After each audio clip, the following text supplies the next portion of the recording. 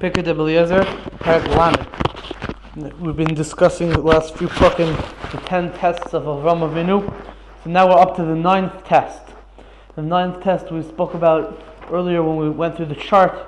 The 9th test, according to Pirkei Eliezer, it seems that the test is the fact that Yishmael, Avram Avinu's son, went off the derech. There's other ways to learn it. Also, could be the fact that he had to send Yishmael away. That was the test. There's a Shiloh also we spoke about at that point, whether you count sending away Yishmael and sending away Hagar as one test, or two tests. Well, there's different things that come up in the topic. All right, let's start the parak. Nisayan Hatshi, beginning of Parak Lamed. Nisayan Hatshi, the 9th test. It's like this: Yishmael noilad bekeshes v'nisraba bekeshes. Shenamar vahi reve kashos. Yishmael was born in a keshes, a bow, like a bow and arrow, a bow, and he grew up with a bow, like a bow and arrow. Shenamar, it says in the pasuk vahi reve kashos, that Yishmael grew up to be a reve kashos, a person who shot arrows. What does it mean he was born in a keshes? So what are we talking about over here? So the Marzu says, and it could be that this is like a pashut way of understanding it. It means that Yishmael was born under the mazel of Keshes, the mazel of the bow and arrow, which, if I remember correctly, is the mazel of the month of Kislev. Right? And the Gemara says in Masechah Shabbos, Daf Kufnun Vav, it says that if a person is born in the mazel of Madin, which is the red planet or Mars or whatever, so then he's going to have a teva that's going to make him do things that have to do with the red, the blood. Either he's going to be a murderer, or he's going to be a moyel or a sheikhet or something like that. So the kavanah of the Medrash here, according to the Marzu, is that Yishmael was born in the mazel of Keshes, the mazel, which is the month, which I think it's the month of Kislev. So that he was born in the mazel that has to do with a bow and arrow. So he grew up with the bow and arrow. That's the mahus of Yishmael, that he grew up with the bow and arrow. Umam has just started right now, so that's one way of understanding it. That's what the Marzu says. The Radal rejects this pshat. He says it's a rachok tika pshat. Rather, what the Radal says, what it means that the Yishmael was noilad bekeshes, is it's talking about the nevuah of Yishmael's birth. When Hagar, we know the story in Parshas Lech Lecha, when Hagar was pregnant and she was being mevazah Sarah, so Sarah sent her off, and the Malach told her, "Don't worry, you're going to give birth to a kid. Adam, he's going to be a wild man. Yodei b'kol v'yad kol boy, his hand is going to be in everything, and he's going to be involved in all kinds of different things." So there was a special nevuah that Hagar was going to have a son. We just started, don't worry. Hagar is going to have a son who's going to be involved with the field and all these different things. So the Radal understood what that means is that he's going to be attached to Parak Lamed. He's going to be attached to the hunting, to like the field, the bow and arrow, a wild man. That's what he does. So it's Nelad Bekeshes. He was born already. When he was born, we already knew that he was going to have this trait. V'nisraba bekeshes. So when he grew up, we saw that he did have this trait, and he was involved with hunting and bow and arrows, etc. That's what the Radal said. The Bayis HaGadol says a slightly different pshat.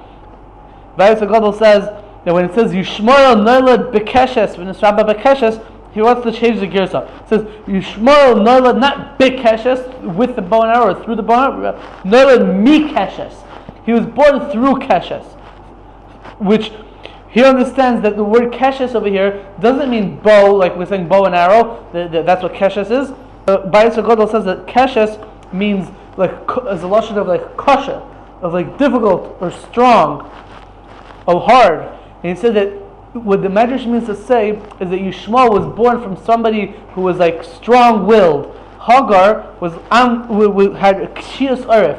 She had a certain character trait that she was like tough and gruff, etc.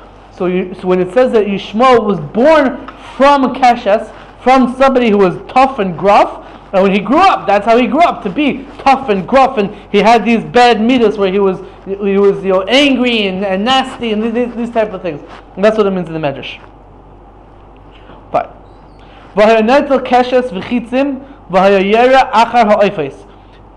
Yishmael would take a bow and arrow, and he would shoot at after the birds. He would practice hunting with the birds. The Radal brings the Girsa in the Yal is that he would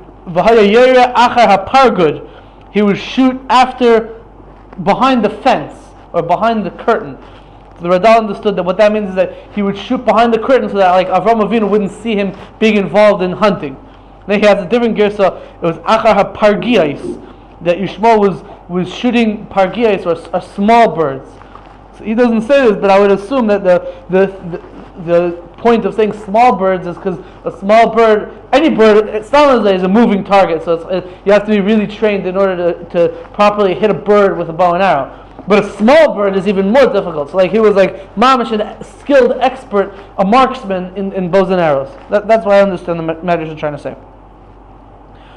Upam achas, one time, Ro'a es Yitzchak Yeshev levadai. He saw his brother Yitzchak sitting by himself.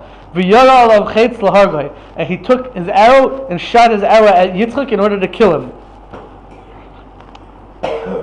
Ra so Sarah v'higida Avram. So Sarah saw this, and she told Avram Avinu, Kazeh v'chazeh asa Yishmael Yitzchak. Such and such is what Yishmael did to Yitzchak. He took an arrow and he tried to kill him, whatever. Rather, I can't live like this, that my son Yitzchak is going to be under threat from his older brother. We have to get rid of him. Ella, rather, Sarah said to him,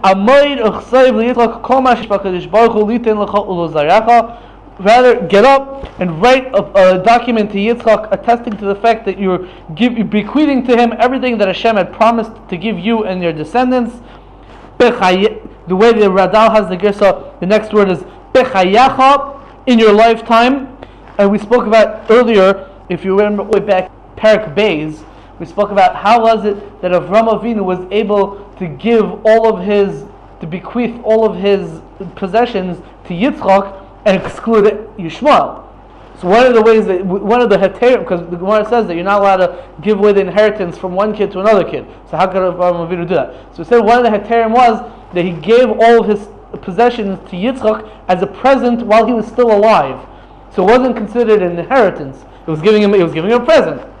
So if you understand like that, so it's saying Sarah said, write down that you're giving to Yitzchak everything that Hashem said, Liten locha ulzarecha bechayacha, in your lifetime, meaning the heter that you're allowed to do this to exclude Yishmael from the Yerusha, from the inheritance, is by if you write this down bechayacha. The other girsa is that the word bechayacha is really chayacha, and it's going on the next part. Chayacha, well, we can read it this way. Chayacha, because I swear, she'ein ben ha'ama zeh yeresh im bini im Yitzchak. I swear that the son of this maidservant, the son of Hagar, Ishmael, is not going to inherit with my son Yitzchak.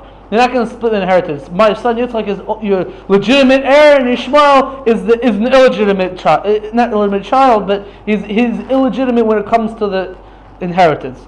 Shenema, as it says in the pasuk, Avram, she said to Avram, Garesh ha'ama zeis ve'esbina. Garesh, send away, banish this maidservant and her son, and that's what I want you to do. Right, Agav, we find different averas when we're talking about Yishmael, like what did Yishmael do? So here it says that he took a bow and arrow and he wanted to kill Yitzchak. Last week we spoke about how the midah of Yishmael is the midah of znus. So it says in the pasuk, Vatera Sarah as Ben Hagar mitzachik. When the pasuk just says that Sarah saw the son of Hagar being mitzachik, and the lashon of mitzachik literally means playing. Yishmael was playing, and somehow Yishmael's quote unquote playing made Sarah upset, and she said, send them away. So what was this playing? So Rashi and Chumash says that playing either refers to shfichas damim, and he brings the pasuk, and that's what it seems to be saying over here in Pekei de Barzel, that shfichas damim, murder. His playing was, let's play, I'm going to kill you, right? Or Rashi says the other girsa in the Chumash, Rashi says that the playing here refers to Avodah Zarah, because it says it uses this lashon of playing when it's talking about the Egel Azav. And you could add a third shot that the lashon of playing of Misachik and Yorei Chetz has to do with Arayas as well. So we find all these different nekudas about Yishmael. Kilei Rayis, Shvichas Damim, Avodah Zarah, the big three.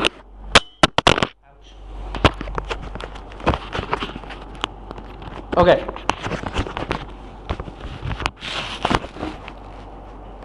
Let's go later. Amra Sarah le'Avram. Sarah said to Avram Avinu, K'sayv get Gerushin, write a document of divorce, V'shalach es ha'ama hazayis uvinah me'alai u'me'al b'ni.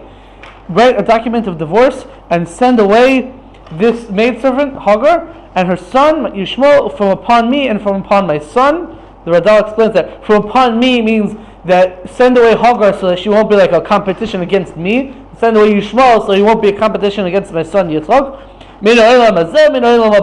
From this world and from the next world, we want to be completely separated from them. We had, Sarah and Yitzchak on one side of the place, and Yishmael, Hagar and Yishmael on the other side. We've been completely separate. Our faiths should never be intertwined. Not in this world, not in the next world. We don't have anything to do with them. Send them away. So the Lashon the Medrash says was that she said to him, write a bill of divorce, a get gerushin, a get, right? And also Targum Yonasan in Parshas Vayera also says this, that Sarah told Avram Avinu that he should write a get to her. We'll speak more about that in a few minutes. But one point over here that Bayis HaGadol makes is that where do we see an allusion to the fact that Sarah wanted Avram Avinu to write a get to Hagar? So he finds 2 points in the lashon of the pasuk. One point is where it says "Vatamel Avram Garesh Hama Azais," send her away, and lashon Garesh is what we call Chazal call lashon Gerushin. Gerushin is called divorce in lashon of Chazal. So Garesh her literally means send her away, but in lashon Chazal Garesh also means divorce. So that's one point. And the other point is where it says in the pasuk that we'll see in a few minutes. It says Vayashkem Avram woke up in the morning, Vayikach lechem v'chem asmayim, and he took water and he took bread and he took a flask of water, and it says Vayishalcheha, he sent her away. And the lashon of Vayishalcheha, sent her away, is also the same expression that the Torah uses when it's talking about a get. It says you send her away from your house. So it's the same idea of sending away. Okay.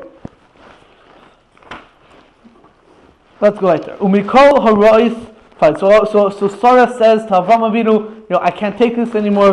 This lady Hagar and her son Yishmael is threatening my son. We can't take it. We have to get rid of them. Right. So Avram Avinu didn't know what to do. Umikol harois shabo al Avram hayakashav harabe einav hadovar ezema'id. From all the bad things that happened to Avram Avinu, this matter in specific was very difficult and very bad in his eyes. Shnema, it says in the pasuk, the matter was very bad in the eyes of Avram, the matter concerning his son. Again, it's not clear what was bothering him so much. Was the fact that Yishmael went off the derech? Was that what was bothering him so much? Or the fact that Sarah was saying get rid of him? It's not so clear in the kavanah of the Medrash and the Pesukim. I thought the fact is a little different. The fact that he himself has to do it. He has to do with it. Okay, so go and tell her. Like you, Sarah, go and tell her. No, he was the one who has to tell he would have to send her away. I hear. Okay. Rabbi Yehuda Omer. So what is Avram going to do? Rabbi Yehuda Omer. Rabbi Yehuda says, that night, HaKadosh Baruch Hu revealed himself to Avram Avinu. Amar Loi, Hashem said to him, Avram, he said, Avram, don't you know that Sarah is fitting to you from as a wife from the womb of her mother? And she's your friend, and she's the wife of your youth. I wrote down the side over here that Seder Deris in the year Shnas Aleph Taf Kuf Ayin Gimel, he makes a cheshbon to tell us that Avram Avinu married Sarah when he was 25 years old. So she's the wife of his youth, his first wife. Right? It's a special thing. Lo nikras Hagar ishtacha. We don't find that Hagar is ever called your wife. V'lo nikra Sarah shivchascha, and we don't find that Sarah is ever called your maidservant. Shnamar, it says in the pasuk, Aval Sarah ishtecha yeledes lecha bein, your wife Sarah is going to give you a son. V'Hagar lo nikras ishtecha ela shivchascha, and Hagar is always called your servant, never called your wife. So Hashem is telling her that Hashem is telling Avraham Avinu that Sarah is she's your soulmate, she's your wife of your youth, she's your best friend, she's everything for you. So we're going to say, Hashem is going to say, listen to what Sarah says. You should choose Sarah over Hagar. It's an interesting thing the Radal talks about over here, is that we mentioned before in Parak Chaf Ches that Avraham Avinu has two types of nevuahs. He has nevuahs at night, and then he like other neviim, like in the middle of the night he sees a vision, and then he has other like a kol chazayin, and other nevuahs which are more clear nevuahs of a mara. So the question is, why over here did we dafka understand that this nevuah where Hashem is going to tell Avraham Avinu listen to Sarah? Why did we understand that it's dafka at night? Where do we get that from? So the Radal says that we're going to find in a few minutes. We're going to see that Avraham Avinu woke. The next stage that's going to happen is Avraham Avinu is going to wake up in the morning and then send her off. So what's the Indian of waking up in the morning? So we would assume that the Indian is because he wants to be Mekayim, the nevuah that he got from Hashem right away. The first thing in the morning he goes and sends, and that's when he sent her off, right early in the morning, right? Because he wants to be Mekayim the nevuah. Now the question is, if the nevuah happened in the middle of the day, so then Lav Dafka is waking up in the morning and sending her off, the first available opportunity that he has to be Mekayim to fulfill the nevuah. So therefore, it has to have been that he had this nevuah at night. That's what Radal says. I thought he had all his nevuahs at night. No, so we said before that Avraham Avinu had two types of nevuahs in Parak Chaf Ches. He had what's called a chazayin, which is at night, and Avraham Avinu had also a certain level of nevuah, which is called a mara. In the beginning of Parak Chaf Ches, we discussed this at length. It could be that the Rambam would say what you're saying, because the Rambam understood that Avraham Avinu wasn't more special than any other Navi. But it seems that Pirkei Eliezer understood that in some ways Avraham Avinu was similar to the level of Moshe Rabbeinu. Okay. So what does Hashem say? It says, "V'chol shedibra Sarah be'emes dibra." Everything that Sarah said to you is true.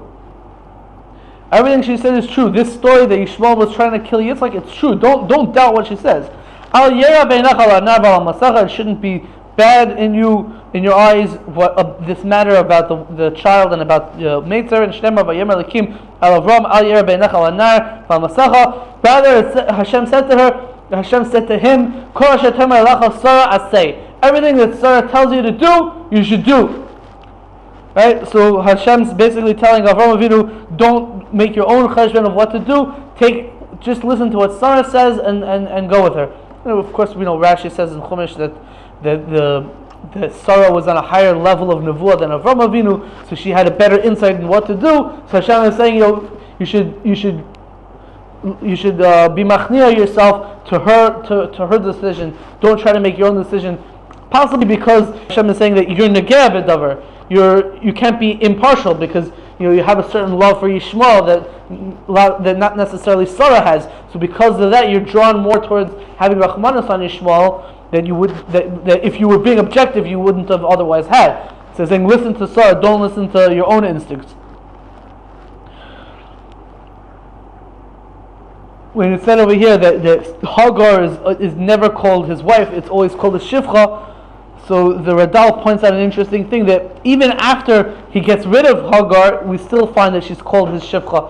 We'll speak about that also in a few minutes. Hishkem Avram Ba'Baiker. Avram Avinu woke up in the morning, v'kasav get gerushin, and he wrote a document of divorce. V'chasav lav nasan la, and he wrote it for her, and he gave it to her. As the Radal points out, that's the lashon of the pasuk in Parshas Kiseitze when it's talking about writing a get. So it says v'kasav v'nasan. So here the Medrash is mimicking the expression used in the Torah over there. Vayishalchaha me'alav u'me'al Yitzchak b'nai me'alam hazeh me'alam haba, and he sent her from upon himself and from upon his son Yitzchak, from this world and from the next world. We get to as I said before, to sort of split their fates, that they're no longer intertwined. Shnei says in the pasuk, "V'ashkem Avram Avram Avinu woke up in the morning." And again, as I mentioned already before, why does it say that Avram Avinu did it in the morning? So the Radal says because he wants to show his zrizus, his zealousness to fulfill the nevuah that Hashem said to him that you should divorce her, get rid of her, like Sarah said. So he got up early in the morning, just like we do a bris milah the first thing in the morning, right after Shachris. So that's what he did. The first thing in the morning, he wanted to be Mekan this nevuah. He sent Hagar away. It's possible to get if you read it at night. Oh. Even in the morning. So then the Radal says in parentheses, he says another pshat. It says, or you could say that it's not true that it's possible. I'm pretty sure it's not true that it's possible, but there's a halacha that you're not supposed to give a get or write a get at night because get has to do with Beis Din and Beis Din only sits during the day. So at least it's for sure you're not supposed to write a get or give a get at night. I don't think it puzzles it. There's a discussion in the Mishnah if you could write a get in the morning and give it at night, and write it at night and give it in the morning. I think it's the same night because it's the same day. It could. I don't remember. I have to check. I think that there's a problem with 9 days. Right. Okay. No, that could be the different issue because then the date changes. Yeah. Yeah. Exactly. That's not pretty good. Yeah. But the Radal says that it could be another reason why he did it dark in the morning is he couldn't do it at night because at night at least you're not supposed to write a get. Fine. It says in the pasuk, "Vayikach lechem v'chemas mayim." Avram Avinu took bread and a flask of water. Now this passage over here is a little bit difficult to understand exactly what's happening, but hopefully we'll get it clear. Shulcha beget gerushin. He sent her away with a get gerushin, a bill of divorce. V'lokach es hadardur v'kosher b'masneha. And he took a dardur and he tied it to her thigh. K'dei she'eseichef achareha leida shehi shifcha. So that people will be able to follow her and know that she's a shifcha. People, I think that's what seichef means. I didn't really have a chance. What do you tie to A dardur. We'll try to define the word dardur in a moment. I think I didn't really have a chance to look up what the word seichef means, but I think the word seichef means shuffle the kafui. It means that there's going to be some sort of sign on her body that shows that she's a slave. Now, what's a dardur? So the Radal brings a Gemara of Avodah Zarah which uses the word dardur, daf lam and bezim and aleph in the Avodah Zarah. The Gemara uses the word dardur as it means a flask, some sort of like leather type of container that you could hold water in it. The Bais Hagadol says that a dardur is a tzaif, a scarf. It's like he tied like a scarf to her thigh to show that. Keep happening. To show that she was what's it called? To show that she's a servant, a slave. Ripping it off. What? Why couldn't she just take it off? I don't know. I also don't understand why he did it before. Like, why does this symbolize that she's a slave, and who cares that she's a slave, or what's he trying to prove? I haven't been able to figure that out. But He didn't free her.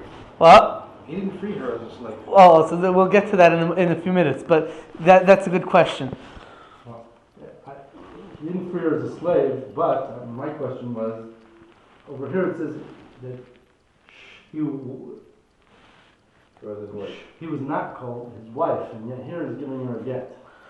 What's the get for? Well, so we'll see. And Right, Hashem. We'll try to answer all of these questions. Okay, so what's a dardur that he tied to her? So the Radal says that a dardur is a flask, I guess, that would hold the water. Bais Hagadol says that it's talking about a scarf. The Marzu says it's some sort of basket or a barrel, etc. So the question is, why did he tie this to her to show that she's a shifcha? So the Radal, if I understand the Radal correctly, what the Radal is saying is that he needed to show that she's a shifcha because if he's sending her off with just bread and a flask of water, it looks really bad for him because it's like, well, you're sending her away, you'll give her, a month's severance package and give her some more money, give her more food, just give him some of your camels, something. all you're giving her is water and some bread, like that's harsh.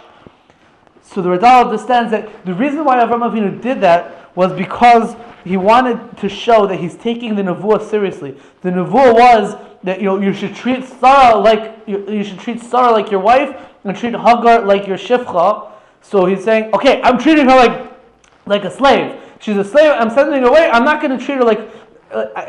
It's hard to say this, but I'm not going to treat her like I would normally treat a human being. I think that's what the Radal is saying. It sounds very harsh, but I think that's what he's trying to say. So that's why he's trying to show that she's a shifcha. She's a slave. I'm sending her away. This person that I'm sending away is a slave. She's not like a regular person. If I had a guest and I would send them away, so I would give them more money, more food, more provisions, animals, whatever. I would give them regular things. But her, since she's a slave, so I'm showing you that she's a slave, so she doesn't get more, she doesn't deserve more. I'm not sure exactly. If you guys have better insight to that. Of Eliomi Izmir and V'loy Oid Ella says a slightly different idea. He says that we're going to see later on in this parak, not tonight, but probably next week, that when Avraham Avinu goes to visit Yishmael and Hagar later on, so he sort of comes to give them musar. He wanted to see where they're holding in life and what they're up to and what if they accomplish, and he comes to give them musar. So Rabbi Eliomi Izmir says that if people would see that she's a free person, then it would be really weird that some random guy comes over to her to give them musar and see where they're holding in life. So Avraham Avinu Dafka had to show people that no, she's still a shivcha in order so that he would be justified in following up on her later on. I think that's what. No, it's not so clear, but I think that's what he's saying.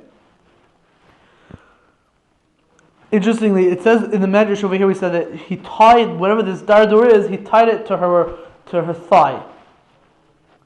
Right? So if you look in the pasuk says that he put something al shichma on her shoulders. What if he tied it on her thigh? So how do you put it on her shoulder? What the pasuk yellow. Vayitin, it doesn't say that. It says Vayitin el Hagar. He gave to Hagar some al shichma. She put it on her shoulder. Ves hayeled, and also the kid he gave with her. Vaishalcha, and he sent her off. It doesn't say that she put the kid on her shoulder. Because Rashi, I thought that was the track. Oh, Rashi says. Rashi does say that. Rashi says, yeah. Rashi says that he put the kid on her shoulder as well. But it doesn't. But it says and the kid. It says he gave her something. He gave her. Doesn't say what. He gave her something, and she put it on her shoulder. And the kid also she put on her shoulder, according to Rashi. The kid was already at least 13. That's what I He wanted was to sick. say, yeah. According to Rashi, he's so sick that he couldn't. Yes, he was at least 13. That's why. We'll try to figure out exactly how old he was also later on. They sent him away exactly When he was sick? While he was sick. Hashem said to do. It could be that's part of it. Yeah, that's part of it. That was part of the nevuah of choosing Sarah and Yitzchak over Yishmael and Hagar. Even if Yishmael is sick, you still choose him. You still choose Yitzchak and Sarah. You don't have Rahmanas. You're right. It sounds harsh. It's hard for me to say these words even, but that's what it seems is the pshat. Abraham Avinu is going to grow up. That. There's no die in the middle way. That's what it was. Abraham also took his son. He knew that he was going to step, and he knew that Hashem also had a consequence. But he knew that You tell me that. He knew it didn't matter. Hashem was going to make this I'm more really than mad at you nation. now because you're telling me that what Abraham Avinu is doing right now is like a cake that's Ishmael. And don't compare it to whatever they did to Yitzchak. In a sense. But it's the same kind of test. It's my son and. V'loy oid. The one thing that's always bothered me, that Esau wasn't any worse than Yishmael. I Right. mean, Esau also did, murder and idol worship and Arias, Right. but nobody ever sent him away. Right. I mean, well, first of all, Esau did a very good job at fooling everyone else. You see, Yishmael, everyone knew he was a wild Do man. whatever you wanted. Esau- Esau. I mean, the day of Avinu's funeral, I'll give you a mashal. Esau is like the Pope. Yeah. the Pope comes in. He's wearing a kittel and a big yarmulke, and he looks like he's the biggest tzaddik in the world. But he's like the Pope was like the source of all tumah in the world. That's what Esav is. Esav Mamish looked like a big tzaddik, and he was able to fool Yitzchak Avinu to an extent. Do whatever he's doing with little. Well, whatever I'm saying. Akupanim. Okay. Yishmael was busy screaming every Friday his speeches in Arabic. They knew what he was. He put on loudspeakers. They could hear. I don't mean heard him. Like Chazal tells that Esav is compared to a pig, because a pig sends out its hooves and says, "Look, I have split hooves," but because on the outside it looks like it's kosher, but on the inside it doesn't chew its cud, so it's really not kosher. On the outside it looks like it's kosher, but on the inside it's not kosher. That's assuming that Esav is better than Yishmael, because even that he's putting on a show, that's already a sign that he's better. No? It means that he has some sort of bush. Like it says by Yofes. In a way, it's a little bit better because it's saying like on the outside he's better, but on the inside he's worse.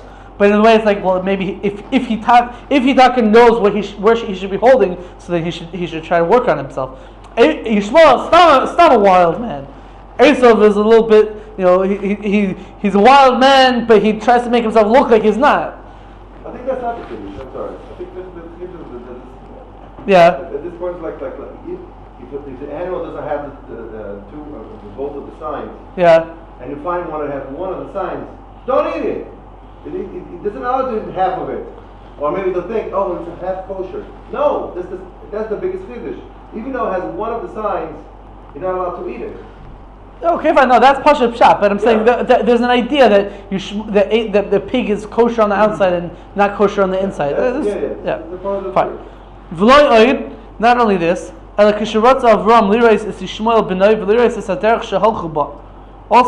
Avram Avinu tied this thing to Hagar, the way the Bayis HaGadol understands the pshat over here.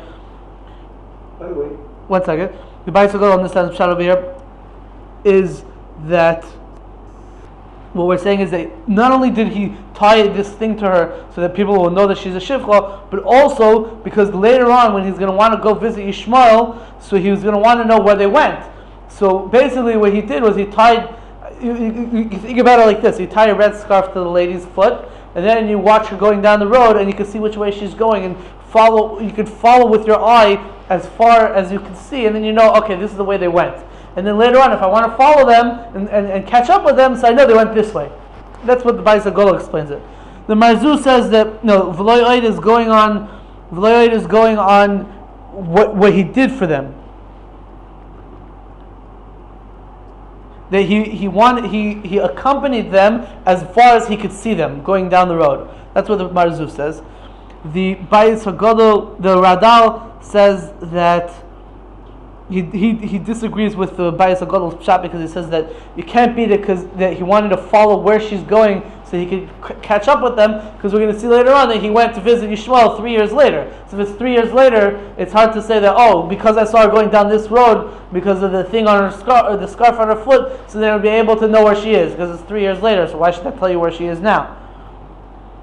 Rather, he takes the Radal says that the Vilna Gaon takes out these two lines over here in the Medrash about V'loy Oid Ella. The Zayanan has another pshat that it's saying that not only did Avraham Avinu he's so nice to them that he gave them bread and water when they were leaving, but also he had such a cherishment of them, an endearment of them, that he continued to think about them and he wanted to visit them later on. Which the Zayis Ranan is, in a way, the exact opposite of what we've been saying until now. Where does it say that he visited Ishmael 3 years later? Later on in this parak. We're going to say it later on, not tonight, probably next week. So it says that he's going to go. Okay, whatever. Fine. So we have some unanswered questions over here. We'll start like this. I'll go in chronological order. I had a question like this. In Targum Yonasan, as we've mentioned before, Targum Yonasan in the Chumash, in a lot of ways, mimics the different midrashim that are brought down in Pirkei Eliezer. So I asked this question in Targum Yonasan. Targum Yonasan says in Parshas Lech Lecha, it says when Sarah gave Hagar her servant to Avram Avinu to marry. Latikach Sarah Ishes Avram and Sagar Mitzvah Shivchasa. and he gave it to her as a wife.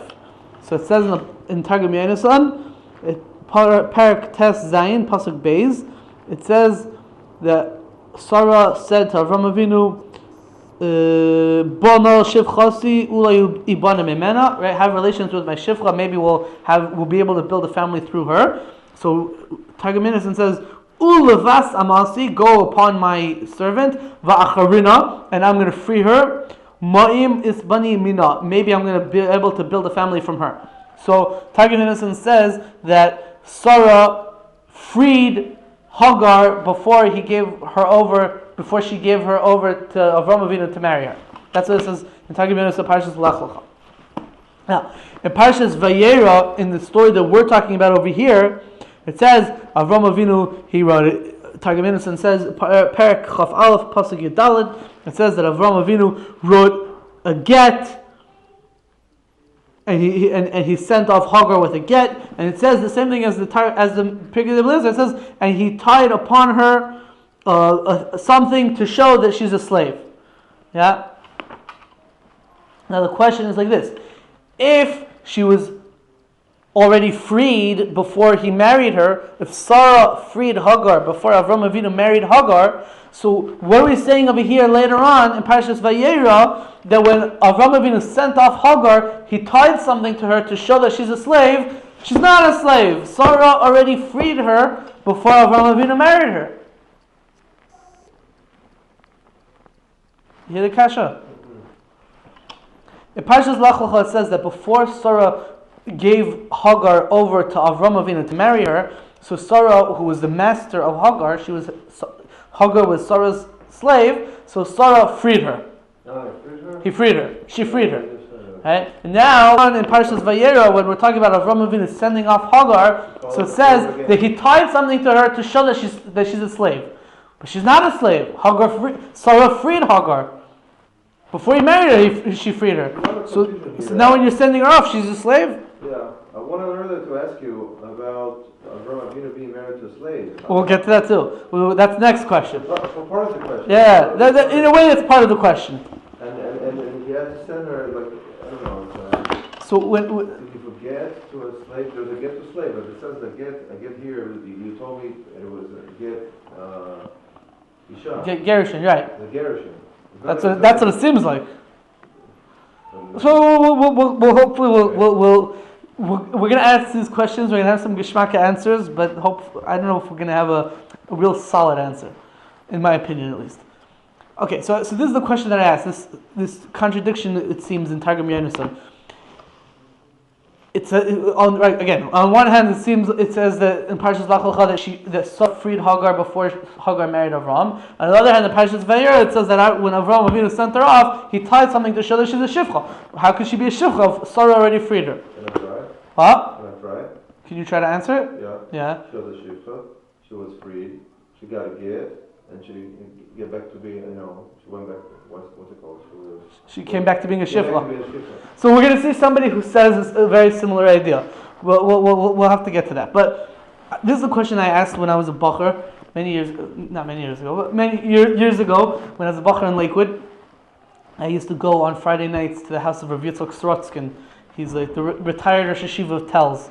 He lives in Lakewood. So I used to go Friday nights to his house for a Chumash year. And it's like a Geshmak Matzav. They have cholent and singing. It was a very, very Hamish Matzav. So I was once in his house Friday night and I asked him this question.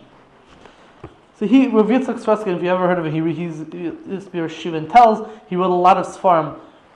Most of them are named Rinas Yitzchak or Gvuras Yitzchak, like on Siddur and on Yamim Tovim and on Shas and on Chumash and on Haftarah and on Tanakh. He has like tons and tons of Sfarim.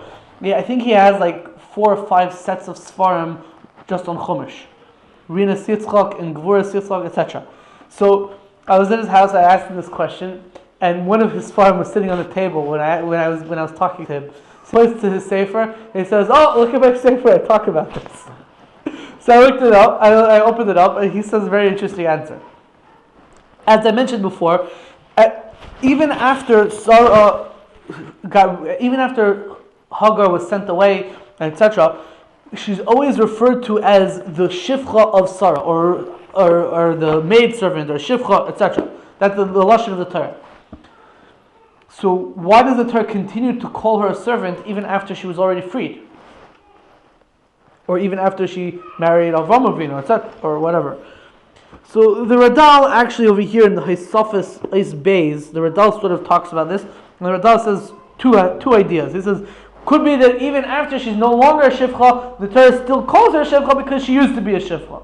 That's one. And the second answer, the Radal says, is because even after she was no longer technically a Shifcha, she still acted towards Sarah in an obedient and a subservient position. So she looked at Sarah as like her higher up. So the Torah looks at it as if as if Hagar is subordinate to Sarah. So uses a lashon as if she was her servant. That's what the Radal says. Rabbi Yitzchak Sorotzkin in Rinas Yitzchak, he brings like this, that the Netziv in Hamek Dover, the Netziv says what I would consider, says a shtickle wild word. He says that when Avram Avinu, when Sarah freed Hagar in order to marry Avram Avinu, so there was a stipulation in the freedom that Sarah gave to Hagar. Said that Hagar, she said like this, like, I'm only freeing Hagar vis-a-vis Avram Avinu, so Avram Avinu can marry her. But vis-a-vis myself, I'm not freeing her.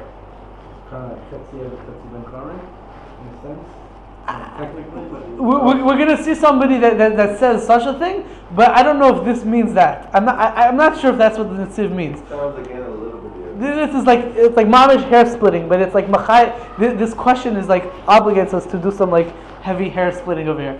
So he says that vis-a-vis Avram Avinu, she's free, so Avram Avinu can marry her, but vis-a-vis and etc. and vis-a-vis Sarah, she's considered a shivcha. So now, like when Avram Avinu is listening to the nevuah that says go with what Sarah said, so Sarah looked at her as a shivcha, so he tied something to her to show that she's still a shivcha. That's what the Netziv says, and that's what Rav Yitzchak Sorotzkin brings down in his sefer to answer my question. That's one answer. Then this week or last week, I think it was maybe even, I found that Zayis Ranan asks a similar question, more what Rabbi Epstein was asking, and he gives two answers that also will bring up an interesting discussion, but I don't know. The Zayis Ranan asks a question like this. The halacha is, obviously there's an idea called Kiddushin. Kiddushin is a spiritual, legalistic status change that when a man marries a woman, so there's a halachic, legalistic, spiritual bond between them called Kiddushin. Right? Now this idea of Kiddushin only works if you marry somebody that you're allowed to marry, or that if you marry such a person, the Kiddushin works. Right? If a person tries to marry their mother, the Kiddushin doesn't work because you're not allowed to marry your mother. So if a person tries to marry a Shivcha, the Kiddushin doesn't work because a Shivcha is not Jewish. Kiddushin can only work on a Jewish woman. Right? A Shivcha is not Jewish, fully at least. Right? So Kiddushin is not going to work. In fact, there's a law of marrying a Shivcha, of Loya Kadesh. Is an issue that a man is not allowed to marry a Shivcha, according to many Rishonim. So the question is like this, as the Zayis Ranan asks it. He says, Mimarav Shach. It doesn't make any sense. Either way you go, it doesn't make any sense. If Hagar was a Shivcha, and that's why he tied the thing to her to show that she's a Shivcha, so why does the Medrash say that he gave her get Gerushin, he gave her a bill of divorce? He was never married to her in the first place, because the marriage didn't work, because she's a Shivcha. And if she's not a Shivcha, and that's why he had to give her, really, or if you'll say the opposite way, right? If she's not a Shivcha, and that's why he was able to marry her because she's not a Shivcha, and that's why he had to give her a divorce because it was a real marriage because she's not a Shivcha. So why is he tying a thing to her to show that she's a Shivcha? She's not a Shivcha. That's what the Zayis Ranan asks. That's your question, but like a little bit souped up. You hear the question? So the Zayis Ranan answers two answers. First answer is like this. He said, this is a little bit lumdish. It says that the Medrash says that Hagar was the Nichse Milug of Avram Avinu and Sarah. Nichse Milug property. I have to define the term. Yeah, it's too hot in here, no? Is it hot in here? Can I make it a little bit lower? 23 is good. Should I turn it off? Yeah, I'll turn it off. It's good. It's okay if I turn it off. All right, fold it. He wanted to. Sorry, I was cool. No, it's not wrong. Said there's when a man and woman get married, so the property that the woman brings into the marriage can have one of two statuses. One is called barzel, which basically means that you bring in this property into the marriage and it becomes completely the husband's. And then if for some reason the marriage is terminated upon the death of the husband while the wife is still alive, or if he divorces her, so then the husband is obligated to give her the value of that property at the time that they got married. That's called nichse and barzel. Now nichse milug is a different status. Nichse milug is property that she brings into marriage. The wife owns it. She completely owns it. She continues to own it. And when they get divorced, or if he dies before her, she gets to keep it afterwards. It doesn't get inherited by his inheritors. She gets to keep it. But the catch is that he gets to use it. And he reaps all the benefits of it. It's like the classical case is if we're talking about property. So if we're talking about property, it's on the taboo, on the county clerk will have her name listed as the owner of the property, but all the fruits from the trees on the property, he gets to sell the fruits and the money goes to him. It doesn't go to her. That's nichse milug. A property that he owns the rights to the property, but she owns the actual property. What happens when he dies and they have kids together? It doesn't go to their kids? No, so in which case? Either one. If we're talking about, whatever, it's complicated. But when we're talking about his property, so his kids will equally divide his property, right? If she dies first, so then he automatically inherits all of her property. If he dies first, so again, his kids inherit his property, but nichse milug, which belonged to her, it always belonged to her. Just he had rights to use it. So it's just his inheritors lose the rights to use it, and she just gets. Aren't their kids also her inheritors? Yeah, but she's alive. She owns that property now. And if she remarries, that's. If what? What's the case? If she remarries after he dies. But he dies, and then what? He dies, and when she dies, their kids get it. Right. But if she they get what? Her property. Her property. When she dies, so her children will all of her children will equally split whatever she owned. Unless she was married, if she gets married to somebody else, so then the second husband will inherit everything that she owns when she dies. And the kids from the first marriage get cut off. Right, because husband comes before children. But there's takanas. It's more complicated. Than really, what? That's what it is. Husbands come for children? Oh, you're being sarcastic. She's married to somebody. She's got a ton of property. She's a very wealthy lady. She's married to somebody, and then her first husband, and they got a lot of kids, and her first husband dies. Then she remarries some guy, and then she dies, so the second husband gets everything, and their kids get cut off? Right. That's mi'ikra din, but there are certain takanas, I don't remember exactly the way it works, I can't say over, but to protect the kids, that they get a certain percentage or something like I don't remember exactly how it works. It's spoken about in the Shulchan Aruch in the end of Hilchos Ksubis. There's something called takanas tuli tula, which is the institution of Toledo, which the rabbis in Toledo made a certain decree that tried to get out of this funny case. I don't remember exactly what they said, but it talks about that situation. Akapanim. So the Zayis Ranan says that Hagar was what we call nichse milug of Avraham Avinu and Sarah. That really Sarah technically owned her. She was the owner of Hagar. She owned the slave, but Avraham Avinu had the rights to use her. Yeah. What? One second. He's not allowed to do the ship. What? One second. So that when the expressions used in the Gemara is there's something called kinyan aguf, acquisition of the actual body, let's say, and then kinyan peris, which is the acquisition of the fruits of their labor or the fruits of whatever they what? What are you pointing to me? I'm not going to say anything. Which pasuk? That one. Okay.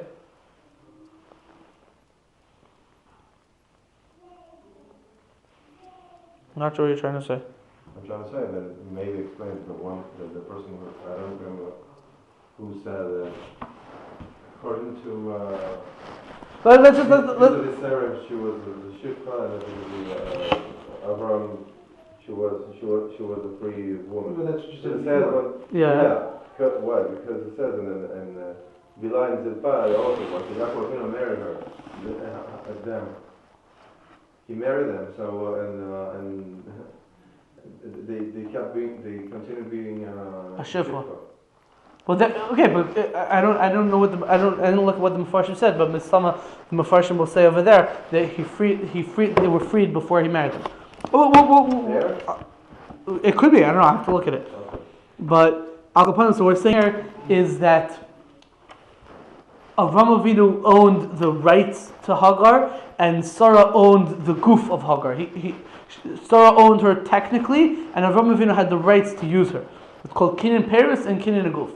So what the Zayis Ranan wants to say is a big chiddush, and it doesn't. Okay, whatever. The Zayis Ranan wants to say that Avram Avinu, before he married Hagar, he freed her in terms of her kinyan peris, but Sarah didn't free her in terms of the kinyan goof. It's sort of a similar type of idea, but at this point, it would come out that she's a quasi shivcha, quasi not shivcha.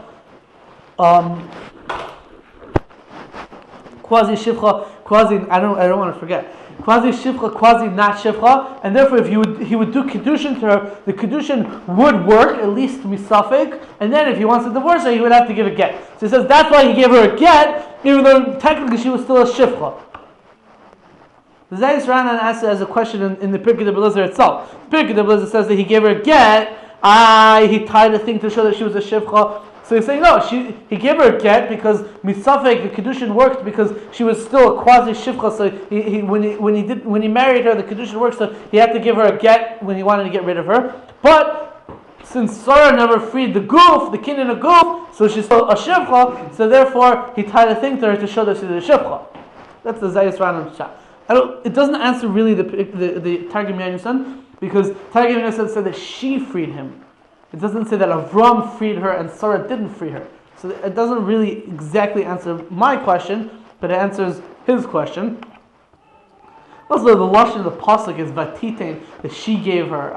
It's hard to say that Avram Avinu only freed her from his rights and not from her rights. It's hard to say that. But the other pshat that the Zayis Ranan said is another thing that Rabbi Epstein wanted to say.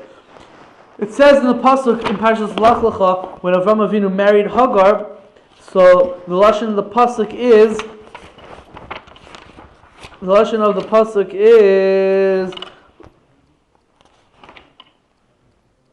Vatiden esel Avram ishach loy liisha. She, Sarah, gave her Hagar to Avram Avinu, her husband, to him as a wife. Loy liisha, to Avram Avinu as a wife. Says the Medrash that she gave him to him as a wife, and not loy v'loy lacherim. To him, to Avram, and not to others. What do you mean, to him, not to others? Obviously, that's what we're talking about, to him, not to others, right? So the Zayis Ranan explains that what it means is that Hagar made another stipulation in the freeing of Hagar. Sarah made a stipulation in the freeing of Hagar, that she's only going to be free as long as she's married to Avram Avinu. Once she's no longer married to Avram Avinu, we don't want her to marry somebody else. Once we're talking about somebody else, then she's no longer free and she comes back to being my slave. So that's what Rabbi Epstein was trying to say. That really she was a slave. And then Sarah freed her. And then she was able to marry Avram Avinu. But now that Avram Avinu gave her a divorce, and she goes back to being a slave.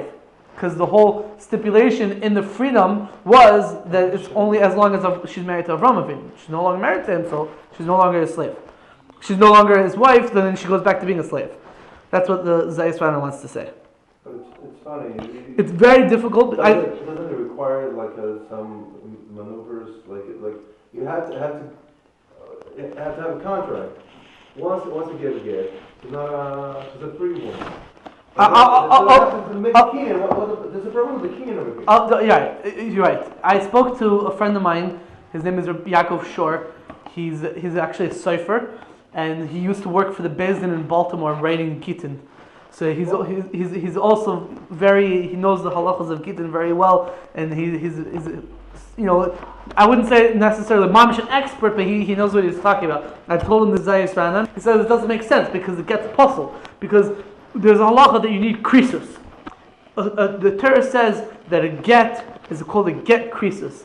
It's a document that causes a cutting off, an incision. It makes a separation. That this person and this person are no longer connected to each other. Now, you can make a stipulation that'll say, we will only be no longer connected to each other if such and such happens. But it has to be that at the end of the day, there's a complete cut and separation between the two. Now, if we understand that's talking about a get isha, when you divorce a woman. But the halacha is that a get isha and a shtar shichrur, a document of freedom for a slave, have the same halachas. It also needs what we call krisus, a cutting off. It has to make a clear cutting off between the two. So,